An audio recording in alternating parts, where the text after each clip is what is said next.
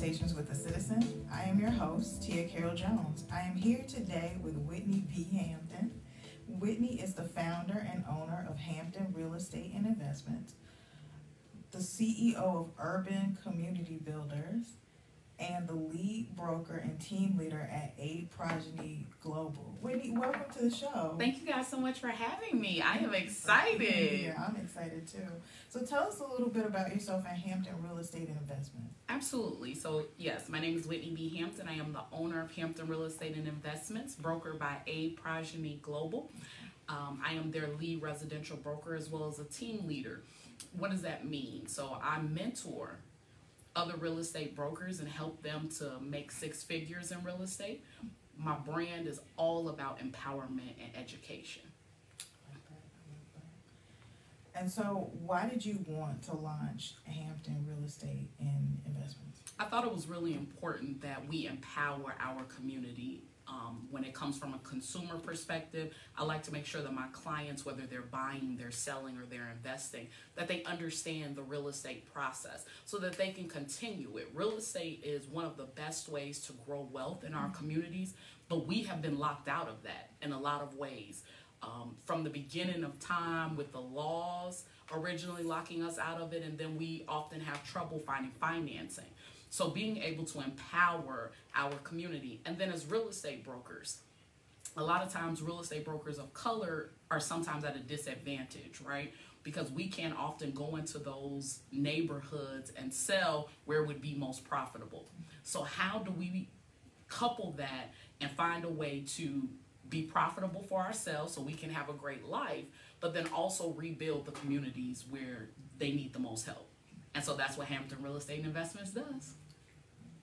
And what do you think people need to know when it comes to home ownership and generational wealth building? That you need to own. That is the most important piece, is that it is imperative that we own. NAR, which is the National Association of Realtors, just released the statistics for 2020 for the first 3 quarters for those that have bought. So we saw an increase for black home owners from 43% in 2019 to 46% in 2020.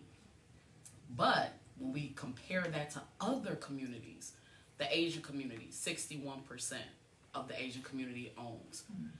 White America, 76%. There's a huge wealth gap there. And a lot of us, the way that we make wealth or create wealth is through ownership of real estate. If we're not getting in the game, then we're setting the next generations up for failure, to have to start at the ground instead of being able to build on what we've created, the foundation that we've built. So it is imperative that we get in the game in whatever way that is. If it's owning, a single family property, if it's owning multi-unit buildings, I am a huge proponent of purchasing cash flow buildings. And those are multi-units, especially as a first-time buyer. There are so many programs available to first-time home buyers that you can practically purchase a building with no down payment out of pocket. So there are grants, there are loans that can be forgiven to cover your down payment. The process to home owning is nowhere near as difficult as people think that it is. And so it's just important that you reach out to professionals that you can trust, that really care about you and the community. There are so many people, unfortunately, that are in the financial sector strictly for themselves and for selfish reasons. But then there are so many of us who really want to educate and rebuild our communities. So the first step is going to be that you connect with a professional that can guide you through the process, that has a team of resources to make sure that you're doing it, but you're doing it the right way, where it's beneficial not only to you, but to the community. And why did you start Wealth Building Wednesdays? So interestingly enough, Wealth Building Wednesday, my podcast started out with me just wanting to connect my audience to phenomenal Black-owned businesses. Okay. I am consistently contacted, whether it's by phone or text or through social media, being asked, Whitney, do you know someone that can fix my roof? Do you know someone that paints? Whitney, do you know someone that does taxes? And I'm thankful because my audience trusts me. They know that I am a proponent of excellence, and anyone that's tied to me has a desire to be excellent and to uplift the community. So knowing that, I wanted to be able to give not only my audience these phenomenal businesses, but I wanted to be able to highlight our businesses. A lot of times when we say we should support our own, we need to support Black-owned businesses, the first thing people say is, well, I don't know. I don't know Black-owned businesses. I didn't know that there was a Black-owned coffee house. I didn't know that there was a Black-owned cleaners. So I can't support those because I don't know. So Wealth Building Wednesday really started out as an opportunity to highlight these Black-owned businesses and allow for the general public to know about them so that they could support them. It's really grown over the last year into really being about wealth building. So bringing on not only Black-owned businesses, but those that can assist us in creating wealth. So whether it's starting your own business and understanding how to do that, how to write a business plan, how to make sure that your finances are in order. So we have tax accountants that come on and talk to us not just about filing your taxes, but what are tax strategies that you need to have so that you can shelter yourself from some of the tax burden that can be placed on us as small business owners that a lot of times we're not aware of when we first start out. So we have had a plethora of individuals on. So, from business, when it comes to health, mental health and physical health. So we've had psychiatrists on. 2020 has been a dinger, I think, for us all. And as we begin to close this year out and are looking forward to what the future is going to hold, what is that trauma going to look like mentally for us? And how do we cope and how do we overcome that and go to the next level and make sure that we're successful? So just talking about a variety of different things that are important to us in order to be successful, both mentally, emotionally, physically, financially, and socially, as far as our family. So we've had relationship experts on to talk to us about marriage and how to sustain family and romantic relationships in a healthy way. And how can more young Black people get started in investing? Do your research.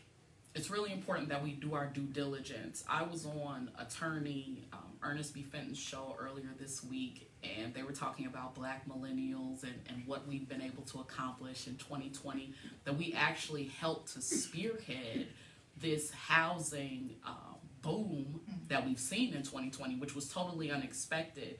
So the increase that we've seen was largely fueled by young Black millennials.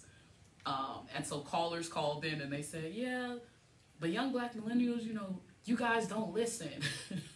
You're always running out and just doing whatever you think works without doing your due diligence. So if there's anything that I would say to our generation is that you want to do your due diligence. You want to research. You want to make sure you understand what you're investing in, whether that's real estate, whether that's the stock market, whether that's a business. You want to know exactly what you're getting into. Ask questions. But then find mentors, right? So one of the ways that I've been able to be successful, not only in real estate, but just in my personal endeavors, is that I seek out mentorship. I look for people that are doing what I'm looking to do. I look for people that are doing much better than I am doing. And instead of being envious or saying, oh, I wish I had, I just talk to them about what they had to do to get it. Okay. And so that is something that I would really push to our generations, that ask questions, do your due diligence, seek help, mentorship. Don't be so energetic or so excited about getting rich that you miss the importance of doing the work. There's so much wealth that's actually gained in the journey, and understanding that wealth is not always a dollar sign. It's not just about money. It's who you become as a person throughout the journey. What are you leaving behind? It's not just about money. What will people say about how you made them feel?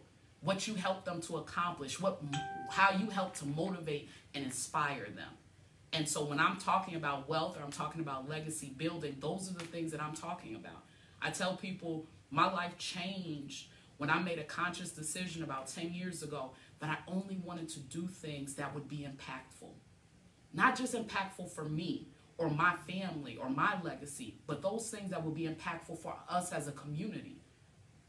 When I made that decision, everything else started to line up and fall into place.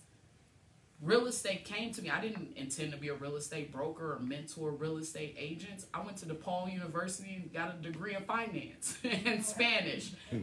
And so that was, those $100,000 worth of student loans, you know. I had big ideas about what I would be able to do. And then again, once I made that decision that it has to make sense for the community, then real estate fell into my lap. And I've been able to be impactful every day. That's what makes me get out of bed every day. Even when I'm tired, even when I'm exhausted, what pushes me is that I get to change lives every day. Whitney, how do you get to do that? Because I get to pour into other people. I get to make their dreams come true. Whether it's a client that's purchasing their first home, or a client that's selling a home and gaining a profit, or it's a real estate broker that's just entered the game and doesn't know what they're going to do, and I'm able to help them make their first 6 figures.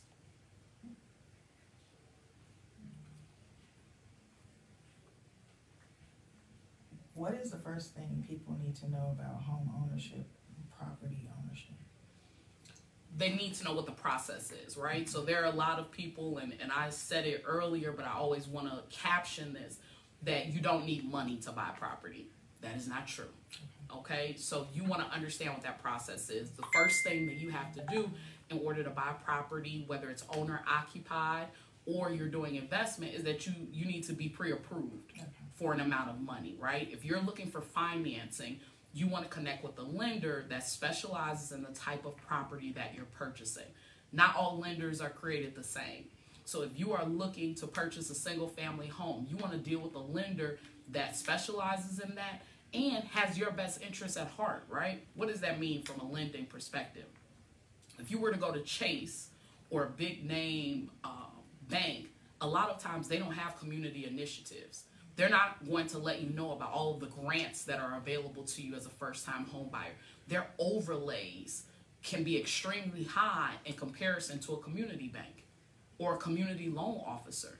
So you want to connect with a lender that not only has some of the best programs for the type of property that you're purchasing, but also cares about the community and is going to make sure that every program that you qualify for, that you get it. So you want to connect with a lender and get pre-approved. If you're looking to do investment property, again, you want to make sure that you are connecting with individuals that understand that process. Again, all real estate brokers are not created the same. What does that mean? You have real estate brokers who their whole goal is to buy and sell property, right? And so they're doing that on the market and retail level. If you are an investor, you want to deal with real estate brokers that, one, are also investors, but two, are investor minded, because they understand that your profit is created on the acquisition, which means on the purchase of the property, not the sale of it. You have to have purchased that property at a low enough amount and then be able to put the money in to rehab it to see the spread or the net return on the sale of it.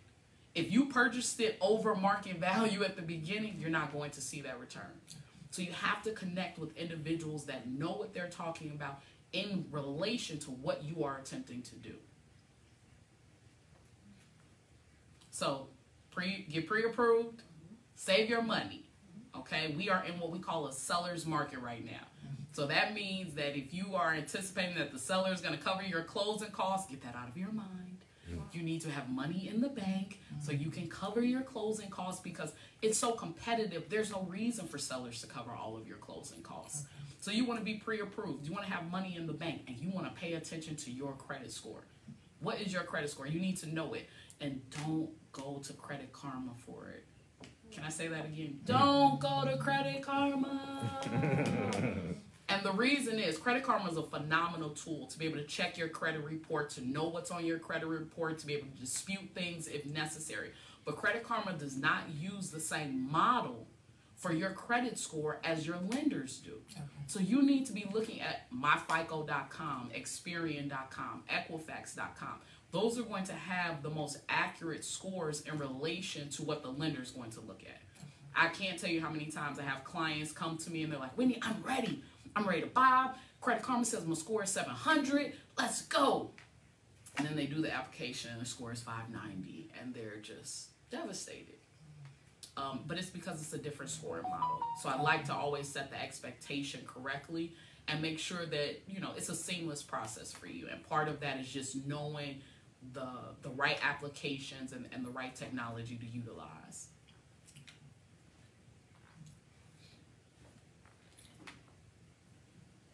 And how can people maximize wealth opportunities? How can they maximize them? I would say you need to be informed. And then you need to be willing to sacrifice, right?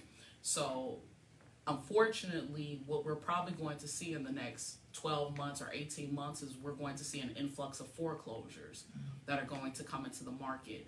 And where there is pain, on the other side of that, there's always opportunity, right? So as foreclosures come to the market, as we see tax sales come to the market, you need to be able to take advantage of those opportunities.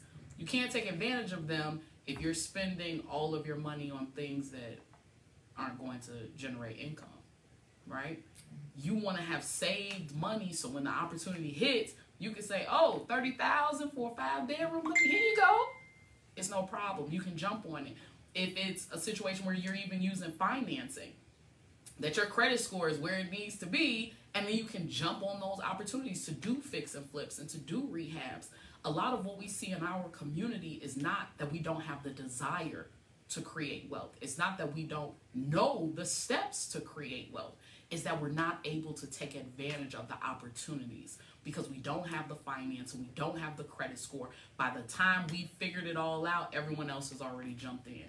And now that opportunity isn't the same. It's the same thing with the stock market. When you're seeing and listening to these companies that are splitting stocks, you need to be able to take advantage. When Apple split earlier this year, listen, you were supposed to be able to jump on that and say, okay, let me throw 10,000 in there. Amazon split, let me throw 10,000 in there. If you don't have the finances, you can't. And then if it's a year later that you now have the 10,000, okay, well, it's back up to $1,000. Doesn't mean that you can't enter the market at that point, but it's not as lucrative if you would have had the funds when the opportunity first presented itself.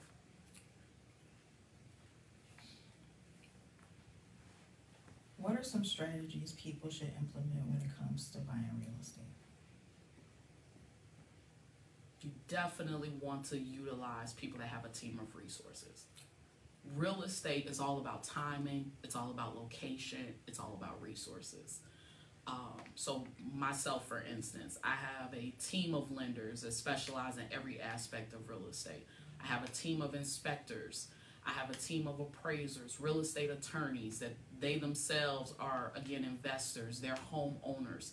They're looking out for your best interests. They care about the community.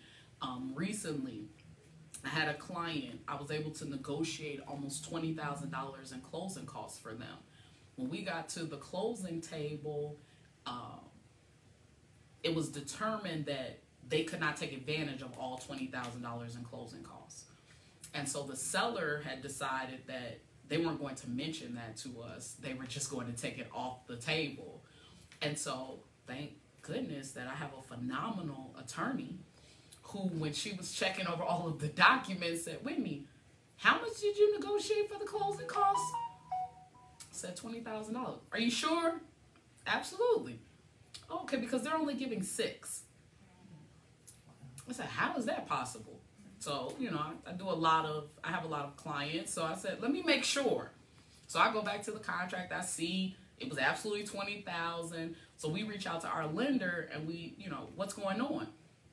Well, you only can qualify for so much with the FHA loan as far as closing credit. And so there ended up being a surplus. Usually with that surplus, you would actually get a check back. But because it was so much of a surplus, they just said, don't worry about it at all. Okay, that's fine, but we can't just let the seller get $20,000. That doesn't benefit my client. And so we sat on the phone, we canceled the closing, we sat with the attorney to strategize, to figure out how were we going to make sure that our client still was able to take advantage of what I was able to negotiate. What we were able to come up with actually reduce the price of the home by $10,000, and then over the term of their loan, they save $45,000. That's because of the attorney on the file, an attorney that cared, an attorney that's not just looking at, I want to hurry up and get this closed. Because we did. We had to cancel the close and then close 3 days later. If you weren't paying attention to that, because technically, as an attorney, it doesn't impact you one way or the other. But you have to have a team that cares about you. We're not transactional. We're about excellence. We're about empowerment. The money comes anyway.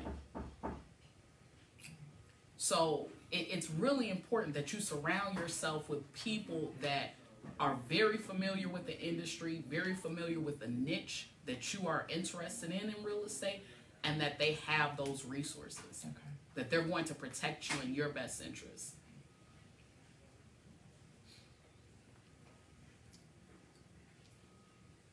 How often should a person refinance a home? It depends. It depends on rates. It depends on the market.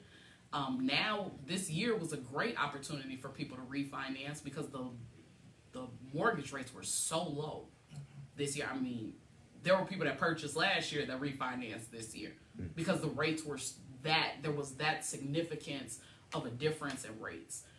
So I'm a proponent of I stay in my lane, right? Okay. So that's a lender question. I feel like lenders would be able to better advise. But it's definitely contingent on the market and what the interest rates are and what you owe and what that's going to look like. You know, does it benefit you to take advantage of it? Yeah. And so, Whitney, how can people find you? Oh, you can find me all over. You can find me on social media on Facebook, Whitney Hampton, or Whitney Hampton, Hampton Real Estate and Investments. You can find me on Instagram, Whitney Hampton _realtor. You can find me online on my website, aprogeniglobal.com, APROGENYGLOBAL.com. You can email me, Whitney@aprogeniglobal.com. You can call me, 708-207-5492. You can ask somebody else about me. Yeah, you can get in contact with me however you choose. Great. Thank you so much for being here. Thank you for having me. Remember to make plans to join us again next week for Conversations with the Citizen, the place where real news can be heard.